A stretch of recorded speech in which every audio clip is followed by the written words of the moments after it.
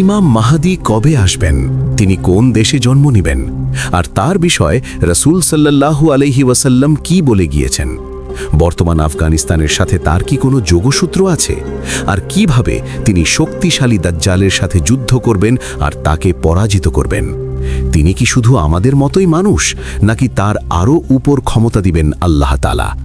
এছাড়াও তার সঙ্গী হতে রাসূল কোথায় যেতে বলেছিলেন, আর আমরা তাকে কিভাবে চিনব। ইমাম মাহাদি আসার পর দুনিয়ায় কি হবে, এই সকল বিষয় জানব আজকের ভিডিওতে। নূর ন্যারেটিভ চ্যানেলের প্রিয় দর্শক বন্ধুরা, তাহলে চলুন শুরু করি আজকের ভিডিও। আজকের পৃথিবীতে কোটি কোটি মুসলমান তাকিয়ে আছে এক মানুষের দিকে, ইমাম মাহাদি। সবাই তার আগমনের অপেক্ষায়। বিশ্বাস করা হয় তিনি আসবেন মুসলমানদের নেতৃত্ব দিতে, এবং সেই নেতৃত্ব বিশ্বব্যাপী ছড়িয়ে পড়বে। কিন্তু প্রশ্ন থেকেই যায়, ইমাম মাহাদি কবে আসবেন, তিনি কেমন হবেন। এই বিশ্বাস কি শুধু ইসলামে, নাকি পৃথিবীর অন্য ধর্মগুলোতেও এর ইঙ্গিত আছে। আর সবচেয়ে গুরুত্বপূর্ণ বিষয় হলো, ইমাম মাহাদি কিভাবে এই আধুনিক বিশ্বের সুপার পাওয়ারদের মোকাবিলা করবেন। চলুন জেনে নিই। আসলে বিভিন্ন ধর্মগ্রন্থে একজন মুক্তিদাতা বা মাসায়ার কথা বলা হয়েছে, যিনি অন্ধকার সময়ে আসবেন, পৃথিবীতে শান্তি প্রতিষ্ঠা করবেন। এই ধারণার প্রতিচ্ছবি আমরা পাই ইসলাম, খ্রিস্ট ধর্ম, ইহুদি ধর্ম, হিন্দু ধর্ম, এমনকি বৌদ্ধ ধর্মেও, জরথুষ্টীয় ধর্মেও। ইসলামে এই আশার নাম ইমাম মাহাদি। তিনি হবেন এমন একজন নেতা, যিনি নির্যাতিতদের মুক্তি দেবেন, সত্য ন্যায় ফিরিয়ে আনবেন। এই ধারণা রাসূল সাল্লাল্লাহু আলাইহি ওয়াসাল্লাম নিজেই দিয়েছেন। তার বর্ণনা অনুযায়ী মাহাদি তখন আসবেন যখন পৃথিবী জুলুমে ভরে যাবে। এমনটা আগেও ঘটেছে। যখন মানুষ সীমা অতিক্রম করেছিল, তখন আল্লাহ পাঠিয়েছিলেন নূহ আলাইহিস সালামকে। তিনি 950 বছর মানুষকে সতর্ক করেছিলেন, কিন্তু তারা তার কথা শোনেনি। তখন আল্লাহ তাকে আদেশ দেন একটি নৌকা বানাতে। তিনি সব জাতির কিছু কিছু প্রাণী সহ সেই নৌকায় উঠে পড়লেন। তারপর আসে বিশাল বন্যা, যা সব অন্যায় ধুয়ে নিয়ে যায়। এরপর সেই নৌকাতেই শুরু হয় মানবতার নতুন অধ্যায়। এরপর বহু বছর পরে যখন মানুষ আবার মূর্তি পূজায় জড়িয়ে পড়ল, তখন এলেন ইব্রাহিম আলাইহিস সালাম। তিনি একাই দাঁড়ালেন পুরো জাতির বিপক্ষে। তিনি বললেন, আল্লাহ ছাড়া কেউই উপাসনার যোগ্য নয়। এই ধারাবাহিকতায় এলেন মুসা আলাইহিস সালাম। তার সময় ফেরাউন মিশরের রাজা ছিলেন, যিনি বনি ইসরায়েলদের দাসে পরিণত করেছিলেন। অনেক বছর পরে আল্লাহ হযরত মুসাকে পাঠালেন। তিনি ফেরাউনকে চ্যালেঞ্জ করলেন, এবং একদিন তার নেতৃত্বে বনি ইসরায়েল দাসত্ব থেকে মুক্তি পেল। এরপর এলেন ঈসা আলাইহিস সালাম।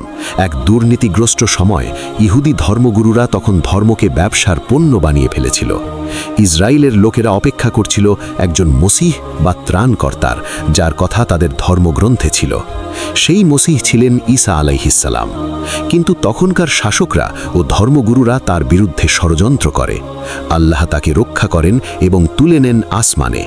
ঠিক যেমন সেই সময় মানুষ একজন মুক্তিদাতার অপেক্ষা করছিল, আজও মুসলমানরা অপেক্ষা করছে ইমাম মাহাদির জন্য। আজকের পৃথিবী অস্থির। যেদিকে তাকাই দেখি অন্যায়, যুদ্ধ আর বিভ্রান্তি। মানুষ যেন দিন দিন হারিয়ে ফেলছে মানবতা, মমতা এবং সত্যের পথ। এমন সময় কোটি কোটি মুসলিমের চোখ খুঁজে ফেরে একজনের দিকে। তিনি হলেন ইমাম মাহদি। অনেকে বলেন তিনি আসবেন খুব শিগগিরই। তিনি হবেন সেই নেতা, যিনি সমস্ত অন্যায়কে থামিয়ে পৃথিবীতে প্রতিষ্ঠা করবেন ন্যায় বিচার। তিনি মুসলিমদের ঐক্যবদ্ধ করবেন, তাদের নেতৃত্ব দেবেন, এবং অবশেষে সত্যকে প্রতিষ্ঠা করবেন সারা পৃথিবীতে। কিন্তু প্রশ্ন হচ্ছে, ইমাম মাহদি কে? তিনি কি কেবল ইসলামী ধারণা, নাকি পৃথিবীর অন্যান্য ধর্মেও তার আগমনের ভবিষ্যৎবাণী করা হয়েছে? আসলে আশ্চর্যের বিষয় হল, দুনিয়ার প্রায় সব বড় বড় ধর্মেই আছে একজন মুক্তিদাতার ধারণা। ইহুদি ধর্মে তিনি মসিহা, খ্রিস্ট ধর্মে তিনি দ্বিতীয়বার আগত যিশু, হিন্দু ধর্মে তিনি কল্কি অবতার, বৌদ্ধ ধর্মে তিনি মৈত্রেয় বুদ্ধ। জরথুষ্ট ধর্মে বলা হয়েছে একজন ত্রাণকর্তার কথা, যিনি শেষ সময়ে এসে অশুভ শক্তিকে ধ্বংস করবেন। এমনকি প্রাচীন মিশর মেসোপটেমিয়ার ধর্মেও এ ধরনের একজন নেতার ভবিষ্যৎবাণী পাওয়া যায়। এই সব বিশ্বাসগুলোকে একসাথে রাখলে দেখা যায় পৃথিবীর মানুষ যুগে যুগে একজন আদর্শ নেতার প্রত্যাশায় ছিল, যিনি সত্য ও শান্তি ফিরিয়ে দেবেন। আর ইসলাম বলে এই মানুষটিই হবেন ইমাম মাহদি। ইসলামী হাদিসে বলা হয়েছে, যখন পৃথিবী অন্যায়ে ছেয়ে যাবে, যখন শক্তিশালী লোকেরা দুর্বলদের ওপর জুলুম করবে, যখন মুসলিমরা বিভক্ত হবে, রাষ্ট্র হারাবে, নেতৃত্ব হারাবে, তখন আল্লাহ পাক পাঠাবেন মাহদিকে। তিনি হবেন রসুলুল্লাহ সাল্লাল্লাহু আলাইহি ওয়াসাল্লামের বংশধর, মদিনারই একজন, যিনি হিজাজ থেকে হঠাৎ আবির্ভূত হবেন। কিন্তু প্রথমে মানুষ তাকে চিনবে না, তিনি নিজেও নিজেকে নেতা হিসেবে দাবি করবেন না। কিন্তু যখন কাবা শরীফে এক অলৌকিক ঘটনার মাধ্যমে কিছু মানুষ তার হাতে বায়াত বা আনুগত্য দেবে, তখনই শুরু হবে নতুন এক ইতিহাস। ইসলামের হাদিসে উল্লেখ আছে, এই বায়াত দেবেন ৩১৩ জন বিশেষ মানুষ। তারা হবে দুনিয়ার নানা প্রান্ত থেকে আসা। তারা বুদ্ধিমান, সাহসী, নির্ভীক ও ঈমানদার। এই দলটির হাত ধরেই ইমাম মাহদির নেতৃত্বে গড়ে উঠবে এমন একটি সেনাবাহিনী, যা শুধু মুসলমানদের নয়, সমগ্র মানবজাতির মুক্তির কারণ হবে।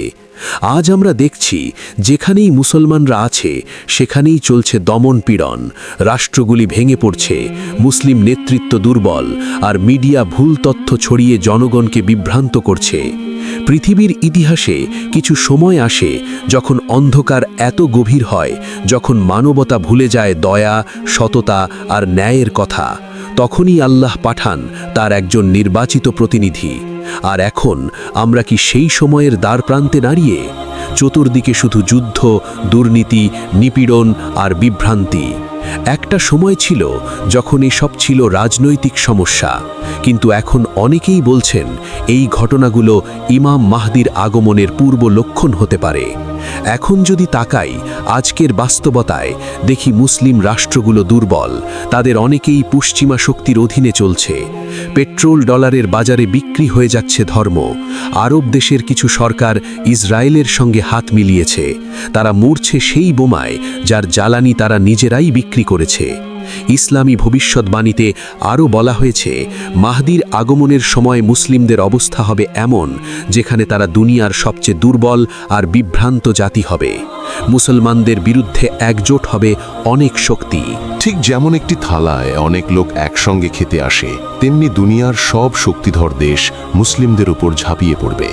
রাসূল সাল্লাল্লাহু আলাইহি ওয়াসাল্লাম আরও বলেছেন, সেই সময় ঈমান থাকবে খুবই দুর্লভ। সকালে কেউ মুমিন থাকবে, সন্ধে এসে হয়ে যাবে মুনাফিক। এমনটাই কি হচ্ছে আমাদের চারপাশে? আমরা কি দেখছি না যেখানে মিডিয়া সত্যকে মিথ্যা বানায় আর মিথ্যাকে তুলে ধরে বীর হিসেবে? এই অস্থিরতার মাঝেই কিছু আলামতের কথা বলা হয়েছে। একজন আরব রাজার মৃত্যু, কাবা শরীফের সামনে এক সৎ মানুষের শহীদ হওয়া, সিরিয়ায় গৃহযুদ্ধ, ইয়েমেন থেকে একজন মানুষ সঠিক পথে ডাকার জন্যে উঠে দাঁড়ানো, আরেকটি ভয়ঙ্কর আগুন যা পূর্ব দিক থেকে বের হবে এবং ৩ রাত ধরে আকাশে দেখা যাবে। অনেকে বলেন এটি হয়তো পারমাণবিক বিস্ফোরণ হতে পারে, যা পূর্ব দেশ ইরান থেকে ঘটবে। আরেকটি ভবিষ্যৎবাণী হল, মাহদির ৩১৩ জন অনুসারী আসবেন বিশ্বের নানা প্রান্ত থেকে। তারা হবেন সাহসী, জ্ঞানী, ধার্মিক, যাদের অধিকাংশকেই মানুষ চিনবে না, কিন্তু আল্লাহ তাদের চেনেন। তারাই হবেন সেই দল যারা মাহদির হাতে বায়াত দেবে, আর দুনিয়ার ইতিহাসের নতুন অধ্যায় শুরু হবে। অনেকেই আজ প্রশ্ন করে, মাহদি কি বাস্তব নাকি শুধু একটি বিশ্বাস? কিন্তু যদি আমরা চারপাশের বাস্তবতা দেখি, তাহলে আমরা বুঝতে পারি বেশিরভাগ আলামত ইতোমধ্যেই আমাদের চোখের সামনে ঘটছে। ইমাম মাহদি একজন নেতা হবেন, কিন্তু কোনো সাধারণ নেতা নন। তিনি হবেন এমন একজন যিনি কেবল একটি জাতিকে নয়, সারা মানবতাকে অন্যায় থেকে মুক্ত করবেন। কিন্তু প্রশ্ন হলো, এই কাজ তিনি একা করবেন না। তার পাশে থাকবে একটি বিশেষ দল, যাদের সংখ্যা হবে ৩১৩ জন। এই সংখ্যা শুধু কাকতালীয় নয়।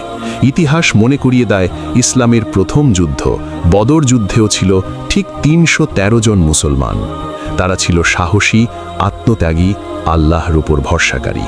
ঠিক তেমনি ইমাম মাহদির অনুসারীরাও হবেন বিশ্বের নানা প্রান্ত থেকে আগত, যারা দুনিয়ার চোখে অজানা কিন্তু আল্লাহ দরবারে মহান। তাদের কেউ হবে সেনাপতি, কেউ হবে দার্শনিক, কেউ হবে পণ্ডিত, কিন্তু সকলেই থাকবে এক ইমাম, এক লক্ষ্য, এক নেতৃত্বে। হাদিস অনুযায়ী এই অনুসারীরা কাবা শরীফের সামনে ইমাম মাহাদির হাতে বায়াত দেবে। তখন থেকেই গড়ে উঠবে এক নতুন বাহিনী, যা অন্যায় ও দানবীয় শক্তির বিরুদ্ধে রুখে দাঁড়াবে।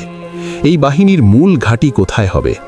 এখানে এসে আরেকটি গুরুত্বপূর্ণ ইঙ্গিত, খোরাসান। রাসূলুল্লাহ সাল্লাল্লাহু আলাইহি ওয়াসাল্লাম বলেছেন, খোরাসান থেকে কালো পতাকা উঠবে। সেই পতাকার সেনারা কেউ থামবে না যতক্ষণ না তারা মাহাদির হাতে সেই পতাকা তুলে দেয়। এই খোরাসান অঞ্চল বর্তমানে অবস্থিত আফগানিস্তান, ইরান, পূর্ব তুর্কমেনিস্তান এবং পাকিস্তানের কিছু অংশে। আজকের দিনে এই অঞ্চল সবচেয়ে বেশি উত্তপ্ত। যুদ্ধ, দখল, বাইরের হস্তক্ষেপ সবকিছুই চলছে এখানে। কিন্তু একটা দেশ আছে যে খোরাসানের দাবিদার এবং একই সাথে ইমাম মাহাদির আগমনের অপেক্ষায় সবচেয়ে সরব। সে দেশ হল ইরান। ইরান শুধু একটি রাষ্ট্র নয়, বরং এখানে ইসলামী নেতৃত্বের ভিত্তি গড়ে উঠেছে ইমাম মাহাদি ভিত্তিক চেতনার উপর। ইরানে এখনও খোরাসান নামে একটি প্রদেশ আছে, আর সেখানকার ধর্মীয় নেতৃত্ব স্পষ্ট বলে, আমরা মাহাদির আগমনের জন্য প্রস্তুতি হচ্ছি। ইরানের রেভলিউশনারি গার্ড সহ বহু মিলিশিয়া বাহিনী বিশ্বাস করে তাদের দায়িত্ব হল মাহাদির পথ পরিষ্কার করা।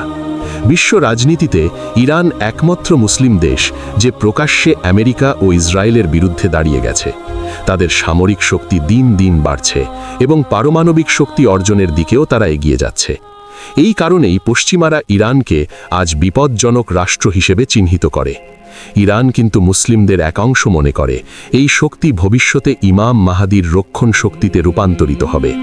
অন্যদিকে সৌদি আরব ও বেশিরভাগ আরব রাষ্ট্র আজ পশ্চিমা শক্তির ঘনিষ্ঠ মিত্র। তাদের অধিকাংশ রাষ্ট্রে এখনও রাজতন্ত্র চলছে। তারা ইসরায়েলের সঙ্গে অর্থনৈতিক ও রাজনৈতিক সম্পর্ক গড়ে তুলেছে।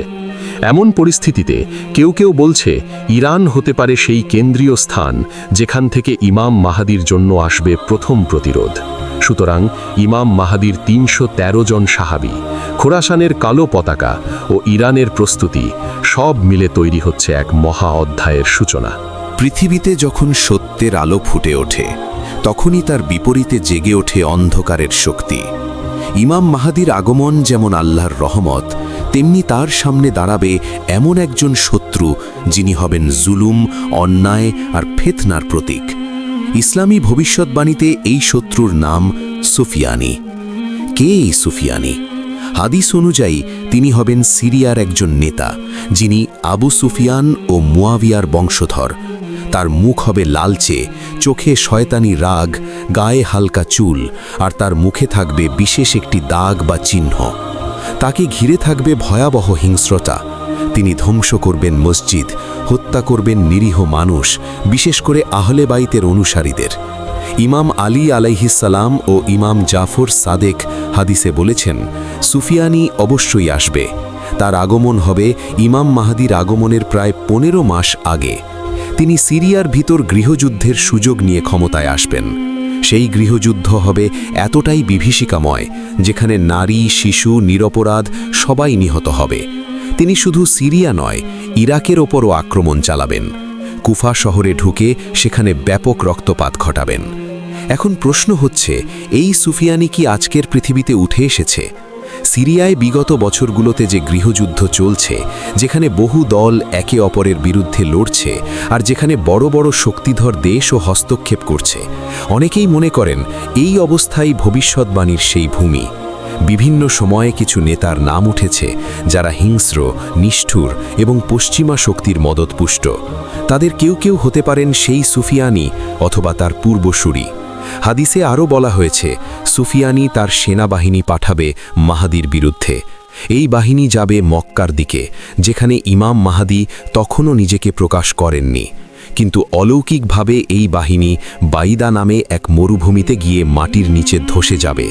আল্লাহর পক্ষ থেকে হবে এমন এক আশ্চর্য ঘটনা, যা দেখে মানুষ চিনে নিবে এই মানুষ মাহাদি ছাড়া আর কেউ হতে পারে না। এর পরেই শুরু হবে মুখোমুখি যুদ্ধ। একদিকে ইমাম মাহাদি ও তার সাথীরা, অন্যদিকে সুফিয়ানি ও তার অত্যাচারী বাহিনী। এই যুদ্ধ হবে সিরিয়া ও ইরাকের মধ্যবর্তী স্থানে, হবে খুবই রক্তক্ষয়ী ও ইতিহাস পরিবর্তনকারী। হাদিসে আছে ইমাম মাহাদি এই যুদ্ধে জয়লাভ করবেন, সুফিয়ানি ধ্বংস হবে আর দুনিয়া দেখতে পাবে সত্য কখনো পরাজিত হয় না। এই যুদ্ধের পর অনেক মুসলমান তার আনুগত্য প্রকাশ করবে আর তার নেতৃত্বে গড়ে উঠবে এক শক্তিশালী ঈমানদার উম্মাহ। এই হচ্ছে ইমাম মাহাদি ও সুফিয়ানির প্রথম মুখোমুখি সংঘর্ষ, একটি যুদ্ধ যা কেবল মানুষ আর অস্ত্রের নয়, বরং ঈমান ও ফিতনার, আলো ও অন্ধকারের যুদ্ধ।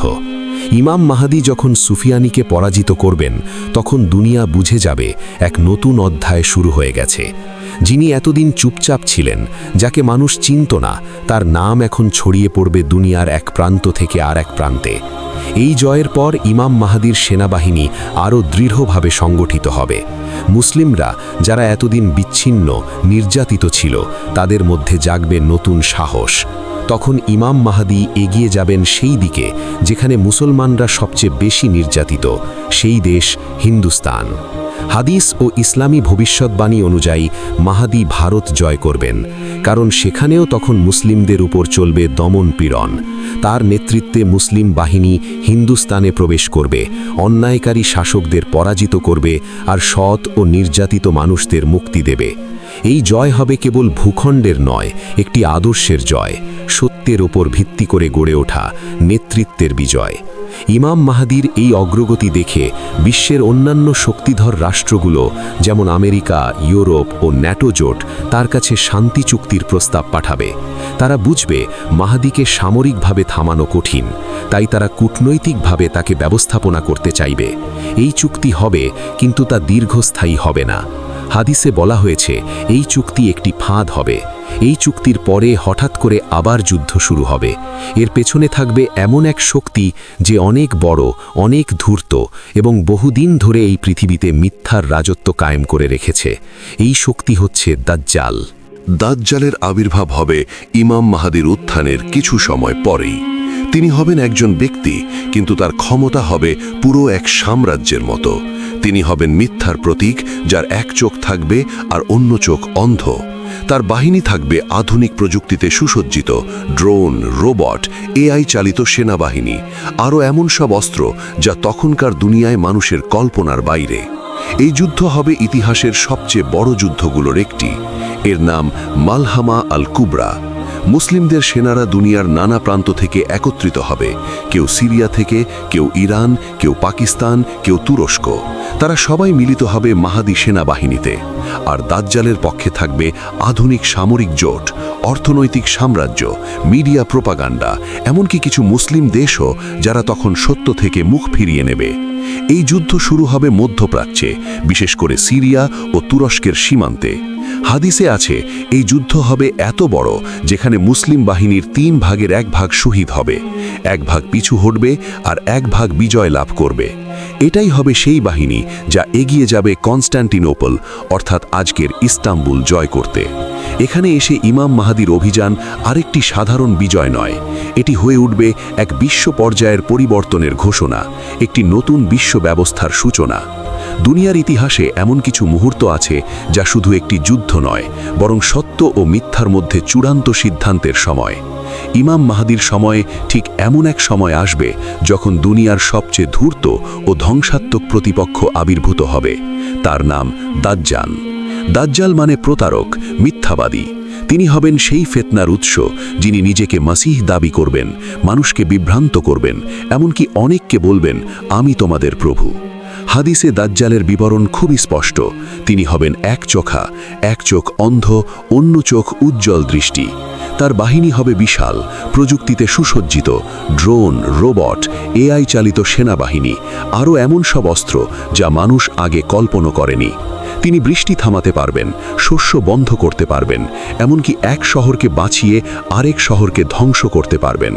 প্রিয় দর্শক, আজকের ভিডিওটা কেমন লাগলো অবশ্যই কমেন্ট করে জানাবেন। এমন তথ্যবহুল ভিডিও পেতে আমাদের চ্যানেলটা সাবস্ক্রাইব করুন, বেল আইকন প্রেস করুন যেন নতুন ভিডিও মিস না হয়। ভিডিওটা যদি ভালো লেগে থাকে তাহলে লাইক দিতে ভুলবেন না। আর হ্যাঁ, তোমার বন্ধু-বান্ধব, প্রিয়জনের সাথে শেয়ার করে তাদেরও এই তথ্য জানার সুযোগ করে দাও। সবশেষে আমাদের জন্য একটু দোয়া করবেন যেন আমরা এমন ভালো ভালো কন্টেন্ট আপনাদের জন্য নিয়ে আসতে পারি। ধন্যবাদ, ভালো থাকবেন, আল্লাহ হাফেজ।